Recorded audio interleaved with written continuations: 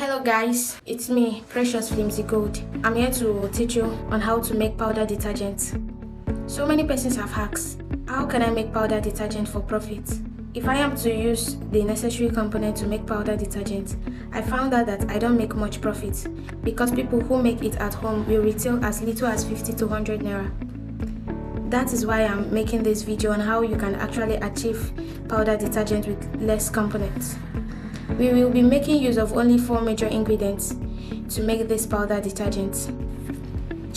For the first one, I added soda ash. Soda ash is actually your base. It is the main thing in all powder detergent. The second thing I'm adding is the filler, which is sodium sulfate. Sodium sulfate does not owe any cleansing property per se, but it acts as filler. It just helps to boost the quantity of your pen product, which is the major base in all powdered ingredients. Check all of them, pursue all of them. You always see soda ash, which is sodium carbonate.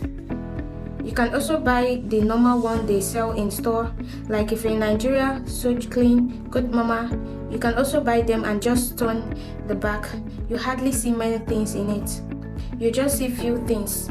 The other thing may actually be compressed. Please don't forget to add your common salt, which is our kitchen salt you will use. It always helps in protecting the color of your clothes, especially when you're especially when you're using to wash Ankara materials. Please don't forget to add salt to your formula.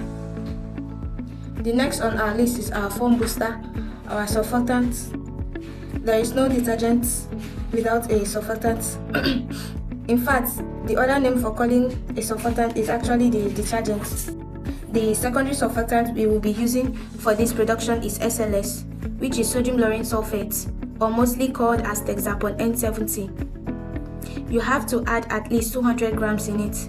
It will help to boost your foaming well. It will also help to classify, emulsify the ozone oil, dirt and remove from the floor. It removes oil dirty from clothes being washed. It also wash your clothes clean and also keep it bright. So we will also need Texapon, which is also very cheap for you to source for it.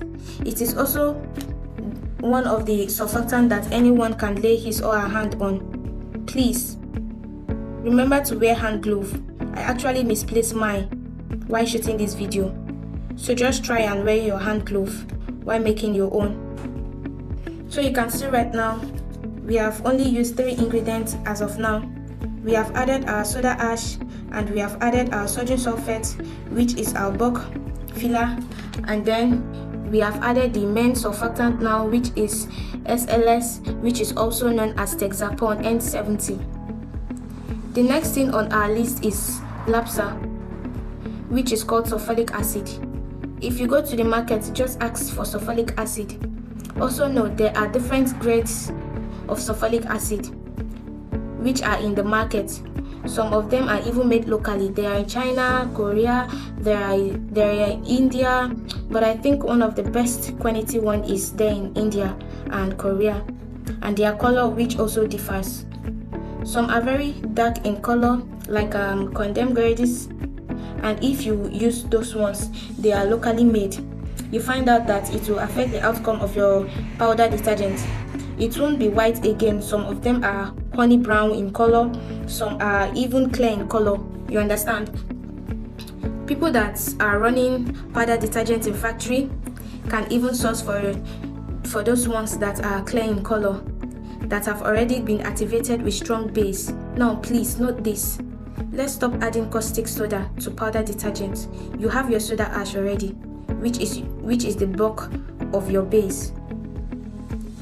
Measure pH 14, and I still don't understand the reason why you also have to add in caustic acid, another strong base. Caustic lies, it's corrosive.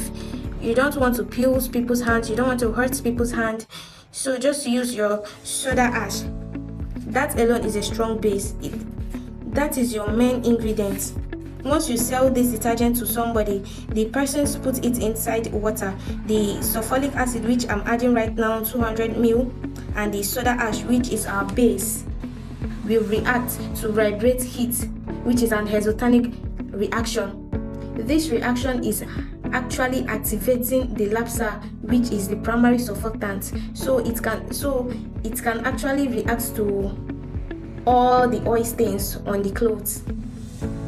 In the clothes that you're washing, it lifts off dirt up, it put them out from the fabric, dissolve and emulsify oil. At that particular process is actually needed. You must not use caustic acid. There are other bases out there, that is calcium chlorine. There are so many of them, and even soda ash. Let's just limit the things you make in the house to chemicals that are not harmful to the person you're giving it to, please. And if you can also as well try and use chemical biodegradable, it will be good, whereby removing something stamped from your formula, it will actually be nice for you, and maybe you can release it with EDTA and then remove sodium tripolum sulfate. So this is the receipt. You can just screenshot it and take a keep of it. So you can see I just made it with 4 ingredients, and then I'm adding my fragrance. I also found out that there are some fragrance that actually changes color, like they oxidizes, so be careful out there. So as for me, what I use here is vanilla, and it actually oxidizes and change. I think it comes out to tone the head product and a little bit, so stick to the other fragrance, lemon, banana, pineapple. There are so many beautiful ones out there, but leave out those ones that can easily turn to or change the outcome of your any product. Vanilla in particular always does that, so you can put that as a tip and exclude it from your receipt. Once you're done, just get a stirring stuff or use your hand, mix it properly, make sure that the fragrance is well incorporated into the mixture. Everything should be homogeneous. Take your time, mix it well. We don't want to have one part with SLS, one part with sulfuric acid. It won't give you a good outcome. You understand? Once you're done, you can cover it. Behind it, you touch the bowl. Right now I'm using it actually heated up because of the sulfuric acid.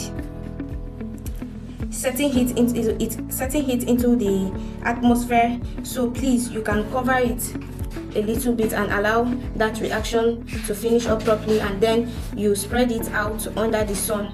But if the temperature is conducive for you to try it, you can do it.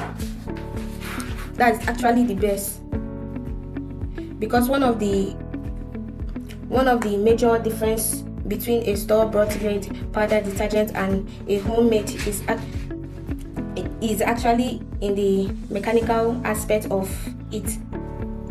The ones done in the factory are mechanically made compared to the ones you made in your house. If I'm to make this particular quantity in a company, I'll actually end up having an end product that actually twice the quantity of what I have here. I mean, using the same material. You see that is why when you buy the ones in the store that is packaged, you lift it up. The guaranteed are puffed.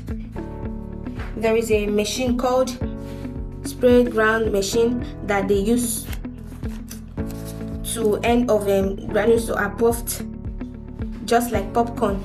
You hold it, it will just be as if it's floating in your hand. They don't have weight, so you can actually have a big quantity of powder detergent, but it weighs less. It doesn't weigh much. You understand? So that's a very big major difference between the ones with the machine and the ones you do at home. they are not the same. The quantity you release with will be different, and the quantity, the texture you also be different. But with this amazing receipt, you get something very beautiful as the one I'm holding in my hand right now, and it's very close to the store-bought grain. Thank you. Please don't forget to subscribe on our Idomas TV by Johnson Job and turn on your notification bells for more future updates like this one. Bye. It's Precious Flimsy. Good luck.